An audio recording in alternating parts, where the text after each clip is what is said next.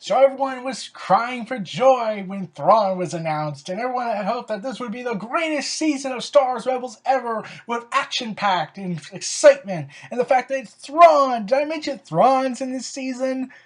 Oh boy, okay.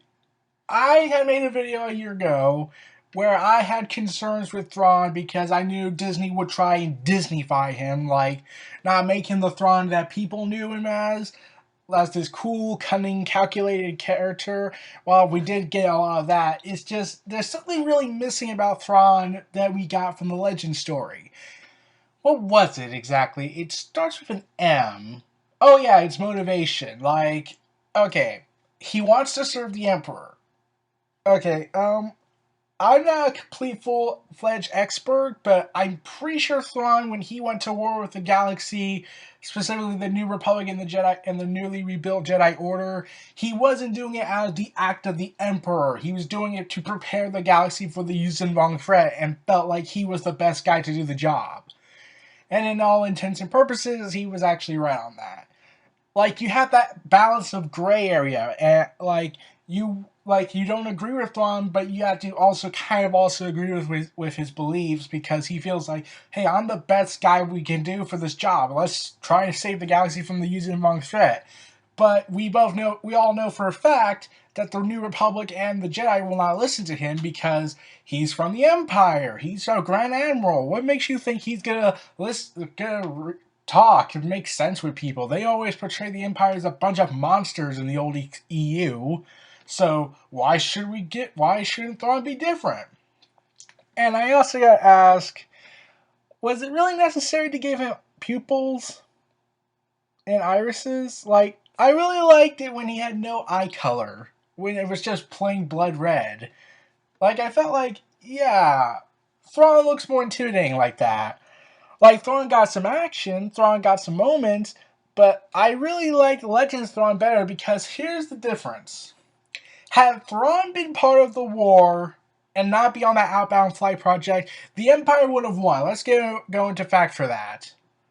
Because in the old EU, Timothy Zahn wrote Thrawn to be this unstoppable badass technician, Grand Admiral, that the only thing that stopped him was an assassination from a no Greek bodyguard. That's the only thing that stopped the galaxy from falling back under the Empire, under Thrawn's leadership. Because of one character becoming disgruntled with him and assassination, the Republic would have fallen, the Empire would have taken control, and we'd be right back where we started. But since Thrawn is in the war, I'm curious as to know, wait, then how does Thrawn survive?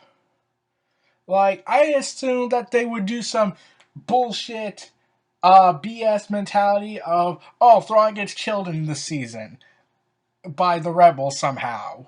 Even though they have said numerous times that there's no character that could compete with Thrawn. And that's also kind of a problem, because I feel like Disney isn't taking that leap of faith. Like, I've been waiting and waiting for that justification of the big reboot they did, but it's not happened yet. And they instead rely on the Legends canon, and they rely on the Clone Wars era, the George Lucas stuff. Like, really think, if you're thinking Thrawn and Darth Maul are the best things that happened in this season, then that's both good and kind of a double-edged sword for me. Because I want to like these other characters. I want to like the new Disney characters they put in. But they don't really add anything for me. Like, Ezra, like, oh, he's going down a dark path. Oh, that's interesting. That lasted for 2 episodes. Yeah, like, after the 1 hour movie, Ezra just stops going dark and learns the error of his ways, not build us up for a season finale epic. No, it's instead that. And then they did the holocrons, and I was curious as to know who created that Sith holocron, Like, everyone had speculated it was Dark Triana or Kreia, as everyone remembers her from Knights of the Old Republic 2, which would set more canonization of Legends material, which I found both great and bad, because Disney needs to justify its reboot with a huge leap of faith that makes it different from the Legends canon. But it's also awesome because, hey, I love Legends more than the new Disney canon, because Disney's canon is too safe and child-friendly at times. Yes, I know Rogue One had the Darth Vader scene, but I wouldn't be surprised if Disney actively fought to get rid of that. Instead, try to make Vader, but instead trying to just cut Vader's scenes altogether. But yeah, moving on from that. Vader was not in this season at all. I was surprised by that. I was expecting a voiceover, but they just. In fact, I can't even recall they even talk about him. Yeah, they mention Malachor, and all this other stuff is brushed aside.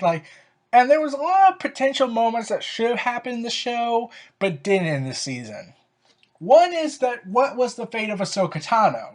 They said we would probably get an answer for that, but since they said probably, I can understand that. And they even said in an interview, Freddie Prinze Jr. said that we will eventually learn Ahsoka Tano's fate from another person's perspective. And that made me curious. Wait, is it Vader? Is it going to be Ahsoka herself? Is it going to be Barriss Offee, since we don't know if she's still alive? They hint that she might be alive, according to an excerpt from the Thrawn book that was shown on the internet. And there's also one other character, but something tells me he's dead or killed off by exposition, and that's Lex Bonteri, because we never got a resolution with Lex Bonteri and Ahsoka's relationship. And I was seriously hoping Lex Bonteri would get mentioned in the show, especially with Saw Gerrera, and I'll get to him in a minute. I was surprised they got Forrest Whitaker to voice him still. But, yeah, I was thinking Lex Bonteri might show up in this season, fully grown as a senator, or secretly part of the Rebel Alliance, but really is disguised as but is under the guise of a senator, since he still needs to gather information or use any political power, as he much has, to help the Alliance. Yeah, I was hoping for that. So, after that, I'm wondering, wait, is Lex dead? Like, they mention Onderon, they mention a rebellion going on over there, and all they talk about is Saw Gerrera and his dead sister. So what happened to Lex? Did he just not exist to them? Okay. And boy, Saw Gerrera in this episode, in the 2-part episode, okay, it was fun, but at the same time, I was a little iffy when they kept calling him the original rebel. I'm thinking, I'm going to dispute that, because in my mind, he's not the original rebel. In fact, he was never conceived until way later. So, in my honest opinion, the original rebel should have been Padme Amidala. She stood up for democracy when Palpatine was taking all this power. She was the one she was part of the foundation that would lead to the eventual creation of the Rebel Alliance, according to a deleted scene from Revenge of the Sith, when Bail Organa and Mon Mothma and her are having this meeting with some other senators. And she was the only one, and she was one of the few politicians that got on the field. And spoke up against the corrupted Senate. So why isn't she called the original rebel? That was honestly my confusion. I thought Padme was the original rebel and not Saw Gerrera. He was the on-foot soldier kind of guy, but Padme was really the originator. And along with that, the holocrons get destroyed. The holocrons that have been built up, specifically the Sith one, get destroyed with no explanation as to what that holocron came from. And Ezra's logic where he says, what if there's secrets inside that could help us destroy the Sith? Okay, why would a Sith holocron created by a Sith create the information that would destroy them? And the part where they mention how if you combine the holocrons together, it shows limitless knowledge, and I'm thinking okay, I haven't seen that in the EU, but that creates a conundrum for me. But like, if that was possible, wouldn't that have been done already? Or is it because the idea of it alone just sounds a little crazy? That just these two holocrons upon thousands of thousands could give you unlimited knowledge? Yeah, I really did not understand that. And the Bendu, like, okay, he was also entertaining this season, I'll admit. Like, he was the guy in the middle. He didn't want to take both sides. And then like in the season finale of season 3, which was awesome, but I do have a problem with it. He says perhaps it was the real will of the Force that the Jedi and your kind had to perish. I'm pretty sure I bunked up on the last part, but he did mention how it was perhaps the will of the Force that led to the Jedi Order and the Sith falling apart thousands of years ago and the Jedi Order now. Which begs the question, is my interpretation of the Chosen One prophecy that I made a long time ago probably being integrated into the Disney canon? Because I'd be surprised if that was true. And I loved how the Bendu, even though he ultimately does be the reason why the rebels escape, he still tries to kill them because he's taking no sides. He's taking no sides, and he's gonna rid everybody in his path. And I do gotta mention Thrawn. Yeah, the last bit moment of him was kind of badass. Like he's a little freaked out that there's this Jedi Devil technique, which begs the question: wait, if devils exist, like Han Solo said hell in Episode 5. Luke said, "Oh God," in Episode 4. Is there a heaven? Like they mentioned the afterlife a lot, like the Force where the spirits come in. So wait, is there a heaven and a hell? Is there a form of Christianity? No, we're not going to get an answer. We're just going to drop biblical references on there because it makes it sound deep, man. Okay. Now, the one Disney canon character that I actually liked this season was Sabine. She was pretty much the only thing that kept me going in terms of the Ghost Crew. Like, I did not care for Ezra because his storyline just pretty much ended abruptly. There was still the mall stuff, but ultimately Sabine had her moments. Kanan is just there now. Zeb's story arc is done, so he should be killed off by now. Chopper and Hera Syndulla are going to were confirmed to be in Rogue One when we saw when we saw Chopper in the background and someone calling for General Syndulla, and Dave Filoni did confirm that that was indeed Hera. She becomes a general in the Rebel Alliance. So, yeah, there's that. And really, I was expecting either Ezra, Kanan, or Zeb to get killed at the end of the season. One of the three.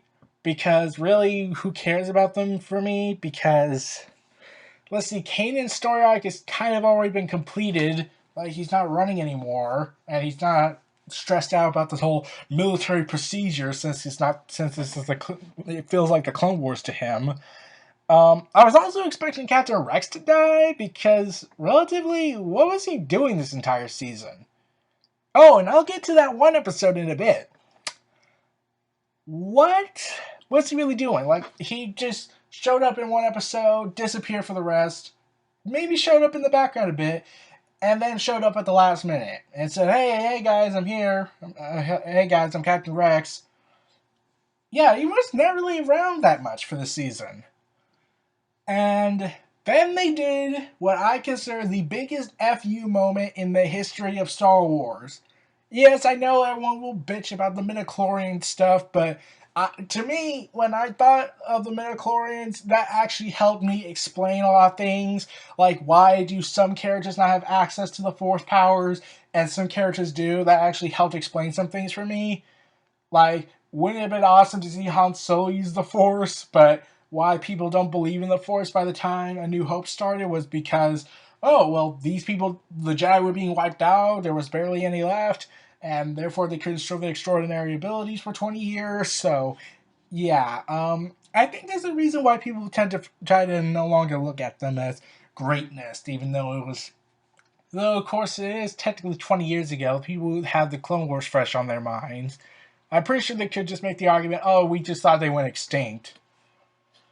And Han Solo was born around this time or a little bit beforehand, so he probably doesn't know. He probably didn't know or physically saw a Jedi. He just heard of them and just assumed they were fantasy. That would explain everything. Though, of course, Chewbacca would have told him. Yeah, that's a plot hole that needs to be explained. And I'll get to the movie of the Han Solo movie in a second. I know this is off topic, but I have to talk about the one thing that pissed me off about it.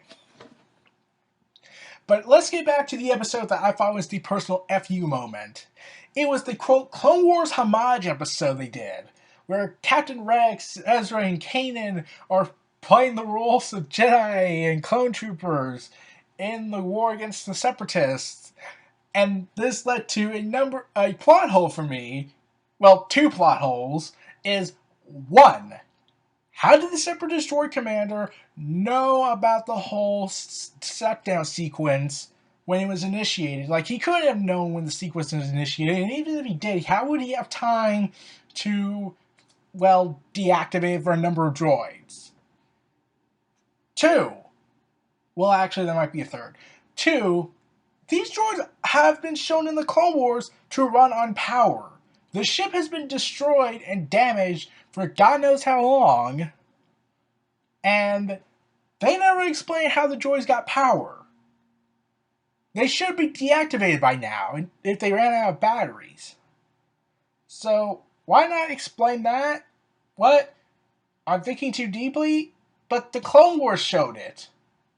And they weren't even explaining it. They just outright said, yeah, we're running low on power. We operate on battery power. So, yeah. And then, oh boy, how does Ezra, of all people, convince the droid and the clone to put aside their differences to fight against the common enemy? Oh, the line where Captain Rex says Ezra ended the Clone Wars? Okay, that was the biggest fuck you moment for me. Like, I wanted to, like, after that episode, I stopped watching it on TV. I decided to just watch it online because I did not care anymore. Like, yeah, someone might question my morality on that, but I lost complete interest watching it live and giving Disney money. I had lost complete interest in that. Because they know fans want the Clone Wars again. They know fans love the Clone Wars more than Rebels at times. And to be honest, I wouldn't blame them. And Disney just gave this big FU moment to them as if to say, yeah, the Clone Wars is dead. Get over it. Okay, I get that the show's been canceled for 3 years. But the way you worded everything to make it sound like this? Like, I had pretty much accepted at this point that the Clone Wars is never coming back. And here's the thing. Considering how Rebels is to me, I'm glad they don't want to bring back the Clone Wars because if they did, they would wreck it. They will destroy it. They will make it fast-paced. They will not give characters character development to make you care when they eventually got killed in Revenge of the Sith. They would not, or make you hate Mace Windu. They probably would make Mace Windu likable, even though in reality he's a jackass. I just really hated that episode. That was the worst episode I had ever seen in Star Wars Rebels. And Clone Wars, like, I know I praise the Clone Wars series a lot, but the first 2 seasons, you can just skip that. Like, you don't feel, like, here's the thing, you could skip that if you want and really start with season 3, because then everything's back in order. But at the same time, they gave attention to detail, they gave appreciation for atmosphere and slowed things down in some quiet moments.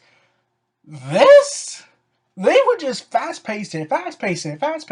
We gotta do this. Like, space whales! I'm still not getting over that in season 2. My god, what was the point of that episode? To piss off hyperspace enthusiasts?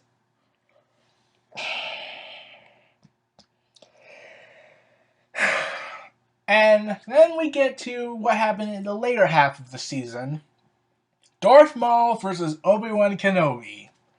This was the fight that everyone had been hoping for one more time, one last duel to end it all. And here's the thing, we would not have gotten it had they not changed plans, because here's what I found. Here's what they said. Darth Maul is supposed to die in season 2. His appearance was supposed to be a one-off appearance, get killed by Vader, the end. They know, so I get the feeling this is more like a love-hate relationship with the prequel era. Like Disney, they hate the fact that they hate it because fans hate it, because a lot of fans hate it, but they know at the same time, but they do make a lot of money. They like Darth Maul, they like Ahsoka, and they like Captain Rex. So let's just pluck out this stuff in the prequel era and bring it over. So I think that's the mentality they're going at, because the prequel era does make money, much to, I'm pretty sure a lot of people denying that statement. But yeah, they do bring in a lot of money just for the prequel era alone, because George Lucas put so much investment into it. And yeah. And like I said, Darth Maul was one of the best things in the season, along with Disney Thrawn. Yeah, I refuse to call him by Thrawn just alone, because he's a Disney diet version of Thrawn, not the Legends Thrawn that we've all come to know and love. And yeah, the big fight that was built up for weeks and weeks and weeks and weeks, and probably even a month or two, that lasted 30 seconds. Excuse me? 30 seconds? You can fit an entire GIF in that single fight. Like Goldberg versus Kevin Owens. Or Goldberg and Brock Lesnar. They could squeeze all that into a GIF. And someone actually did that. They squeezed in that duel in a GIF. Okay. Now, when I had first seen that, I thought that was the worst thing I ever saw. Now, I know I'm being over dramatic on that, but yeah, I thought that was the worst hyped up thing ever. Like, that was built up to be the duel of the century to everybody. And to see it last for 30 seconds, I was prepared to rant in a video about this, but I wanted to wait. I wanted to see how the internet community reacted and try to justify this. Now, I see yes and no on this. Now I see a mix of this. Yes, I get why the duel ended, because Maul was weakened because he was in the desert of Tatooine for God knows how long. And I get Obi-Wan's not in his prime anymore. And he's been living in the desert for God knows for the last nearly 20 years.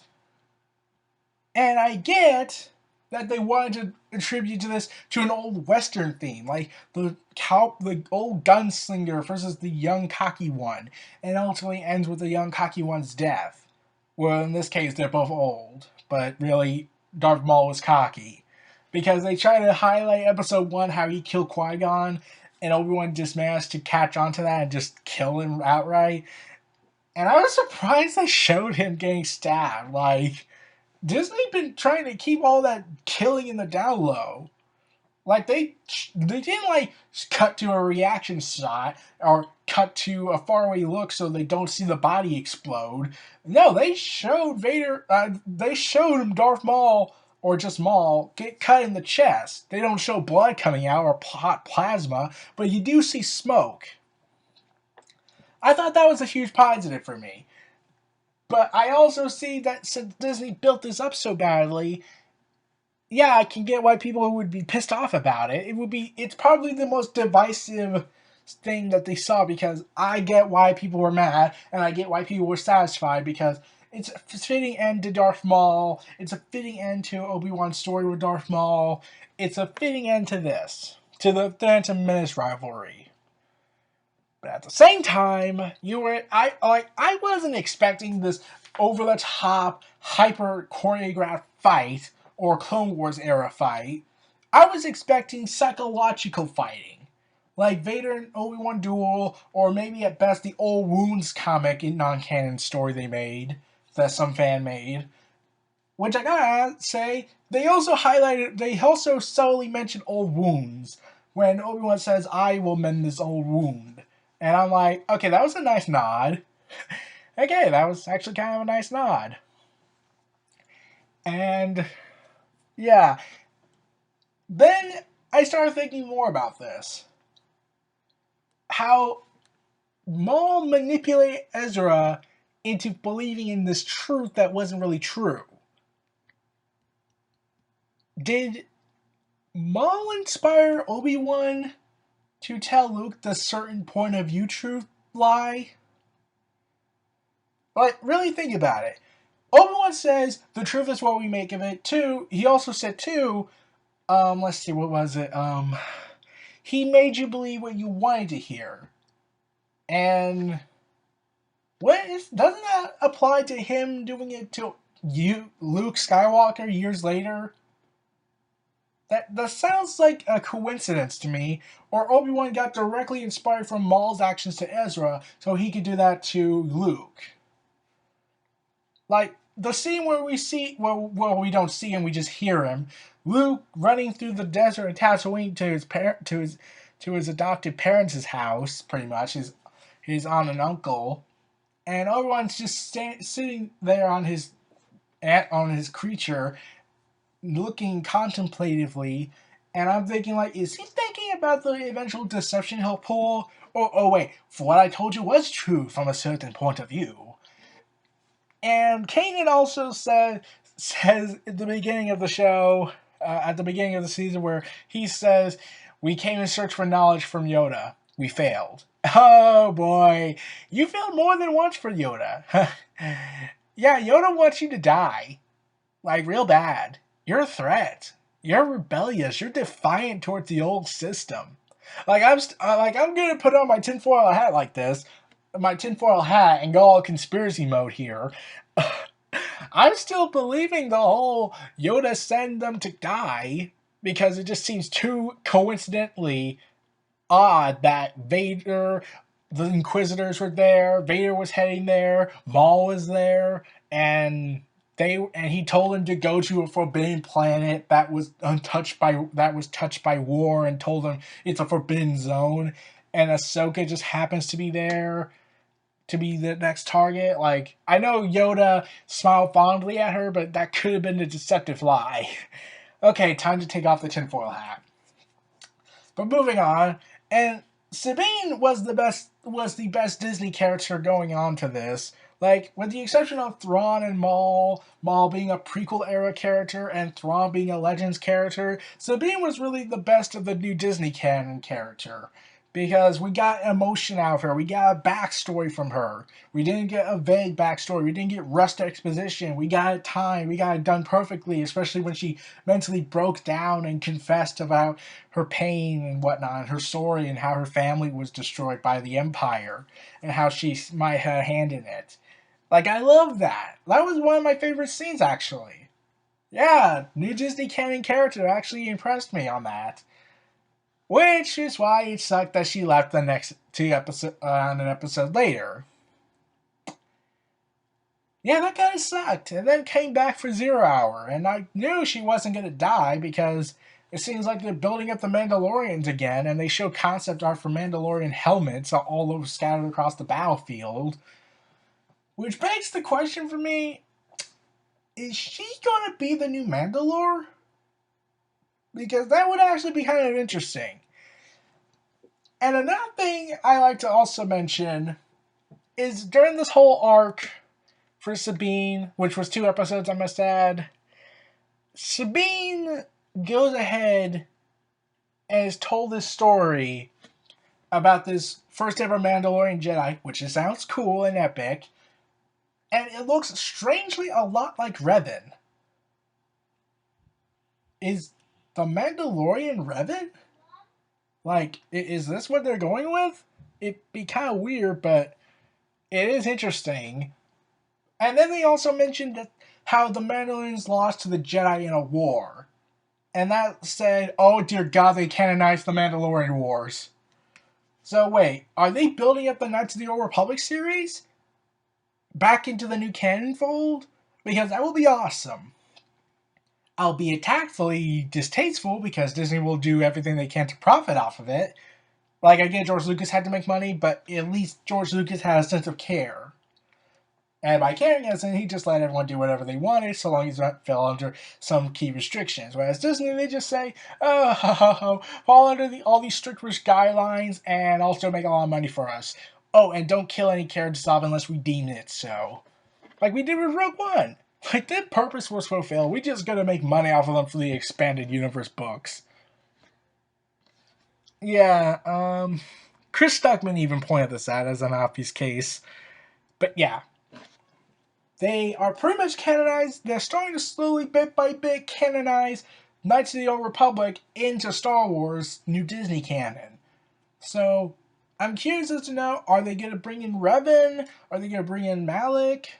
Like, I know they're all dead by then, since this happened thousands of years ago, but will they mention them? Will they bring them up in a conversation or two? Will they find an old artifact of him? Like, it'd be interesting if they really go forward with this. And now, for season 4, okay, my problem is none of the characters died.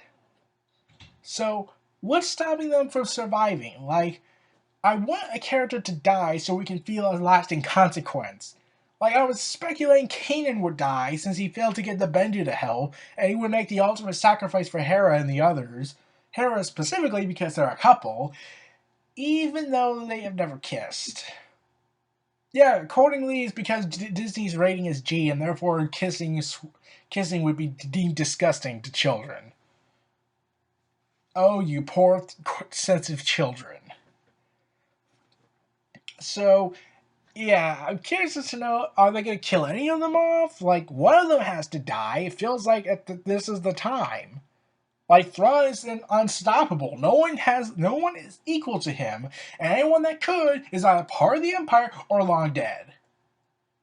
Yeah, like Admiral Uarlin comes in, now he's Corporal Uarlin, and he probably could tangle with Thrawn for a bit, but Thrawn probably will kick his ass.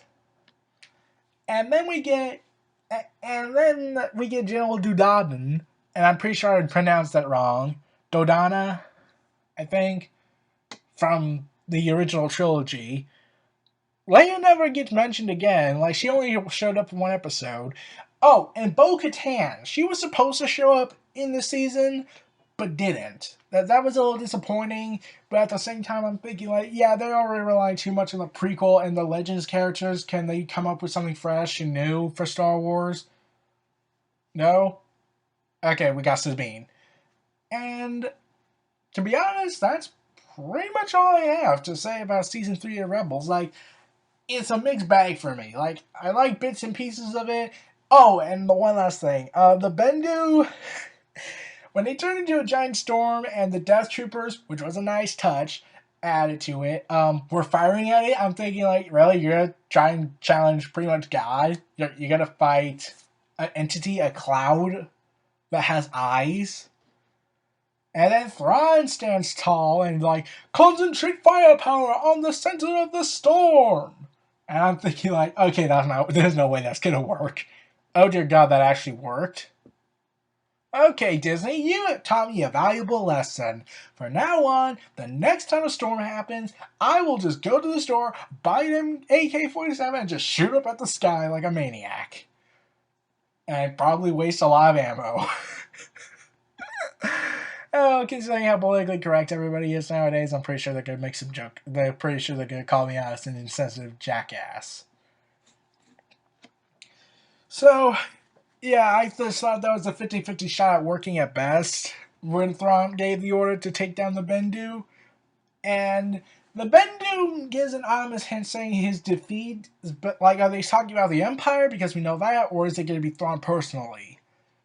And so, then who will kill Thrawn? Is it an assassination like they did in the Legend story?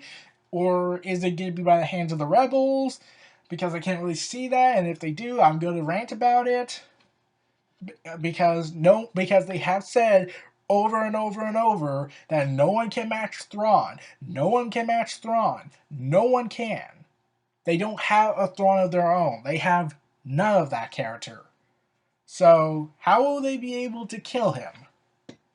Like, at best, they're gonna have to do the assassination ploy because, yeah, that's the only way the rebels are going to technically get an advantage over this. So, those were my thoughts on Star Wars Rebels Season 3. This was Neo Reality Entertainment. Feel free to like. Oh, wait! I just remembered the Han Solo bit. Yeah, they're going to talk about how Han Solo got his name.